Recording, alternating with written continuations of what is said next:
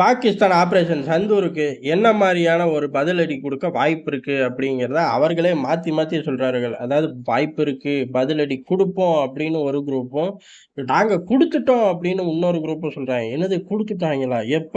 எப்படி? அப்படின்னு கேட்டோம்னா, ஒருவேள எல்லைகள்ல செய்யக்கூடிய அட்டூழிய அத சொல்றாங்களா அப்படின்னு கேட்டா, அதெல்லாம் இல்ல. நம்ம தாக்குதல் செய்யும்போதே அவர்கள் பதில் தாக்குதல் குடுத்துட்டார்களாமா.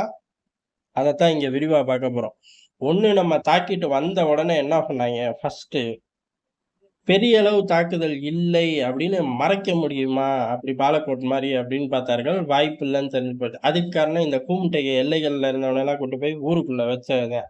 சரி ரைட்டு. ஒரு நம்பர சொல்லு. அத பூரா அப்பாவி பொதுமக்கள்னு சொல்லுவோம் அப்படின்னு 25ன்னாய்ங்க. 25 பேர கொன்னுட்டாய்ங்க. நீ என்ன பண்ண? அப்படின்னு கேள்வி வரவும், டக்குனு 25 இல்ல 10 அப்படின்ட்டாய்ங்க. ஆனா, இந்த நம்பர் கேம் பூரா பொய்யின்னு தெரிஞ்சனால, பாகிஸ்தான்ல யாரும் சமாதானம் ஆகல. நச நச நச நசன்னு பேச ஆரம்பிச்ச உடனே, இந்தியா தாக்கும்போதே நாங்க தாக்கிட்டோம் அப்படின்னு அறிவிச்சுட்டாங்க. சரி எப்படி தாக்குனார்கள் அப்படின்னா, ஏறக்குறைய ஷபாஸ் ஷெரீப் அறிவிச்சிருக்காரு, அவங்க நாட்டு தலைவர்கள் கிட்ட. என்ன அப்படின்னா, ஒண்ணுதான். 80 விமானத்த கொண்டு வந்து ஒரு மிகப்பெரிய தாக்குதல இந்தியா பண்ணிருச்சு. ஆனா, பாகிஸ்தான் அலர்ட்டா இருந்தனால, அந்த தாக்குதல்கள் முறியடிச்சுட்டோம். 5 விமானத்த நம்ம சுட்டு வீழ்த்திட்டோம் அப்டின்ட்டாய்ங்க. 5 போர் விமானத்த சுட்டு வீழ்த்துனா, அது எவ்வளவு பெரிய விஷயம்.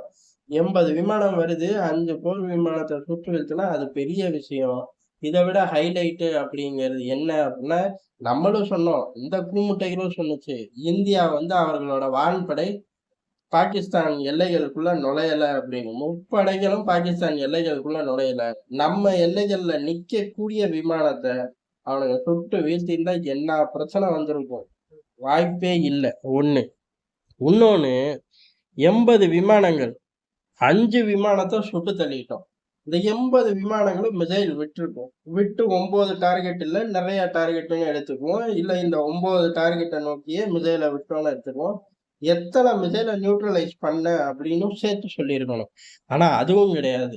எது இவர்கள் எல்லைக்குள்ள நுழையாத விமானத்த வேற ஒரு நாட்டோட எல்லைக்குள்ள வச்சே சுட்டுட்டோங்கிறாய்ங்க.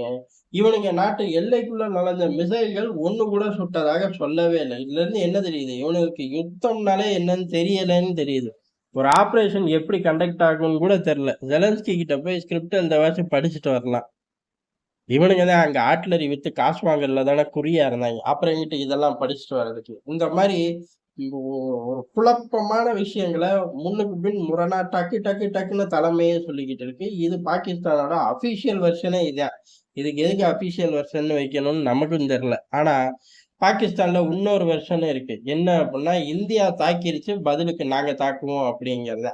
பதிலுக்கு நீங்க தாக்குறது எப்படி அப்படின்னு கேட்டா, ராணுவத்துக்கு முழு சுதந்திரம் குடுத்துட்டோன்ட்டாய்ங்க. ராணுவம் தான் இவனுங்களுக்கு சுதந்திரம் குடுத்து வச்சிருக்கு. அப்படி இருக்கும்போது ராணுவத்துக்கு முழு சுதந்திரம். சரி இதெல்லாம் யார் பேசுறா அப்படின்னா, அரசியல் தலைமைகள் தான் பேசுது. பேச வேண்டிய ராணுவ தலைமை ஆசிம் முனிர் அமைதியா இருக்காரு.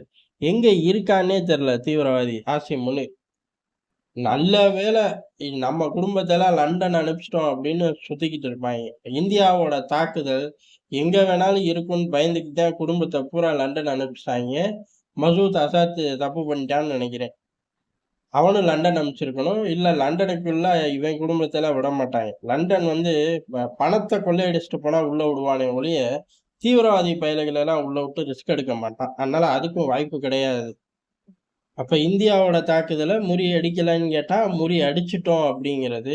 எந்த அளவுக்கு முறியடிச்சுட்டோம்னா, பெரிய ஒரு படத்த போட்டு காட்டிட்டாய்ங்க.